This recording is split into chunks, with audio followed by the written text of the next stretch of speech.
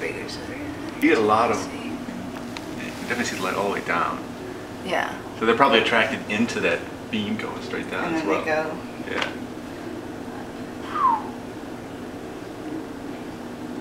Yeah, because like when it initially started, you can see the beam going all the way down to the bottom. Yeah. The shrimp are so dense up in there that they're blocking it.